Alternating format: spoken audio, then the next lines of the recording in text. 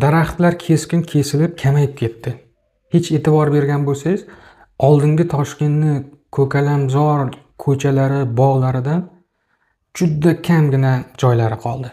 Avval Toshkent degan paytda katta chinorlar, katta yam-yashil daraxtlar va ko'katlar ko'z oldimizga kelardi. Biz yoshlikda Toshkentga borib aylanishga chiqqan paytlarimizda Toshkentning hamma joylarida soya salqin, daraxtlar sveji, ajoyib vozdux havolarni chiqarib turganidan bahramand bo'lardik.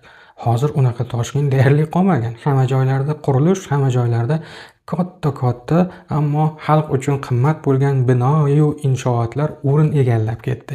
Daraxtlar kamaydi, ko'kalamzorlar deyarli yo'qolib ketdi. Shahar qurilish, mashina va zavodlar bilan to'lib ketdi. Baland binolar havo aylanishini ham to'sib qo'yadi.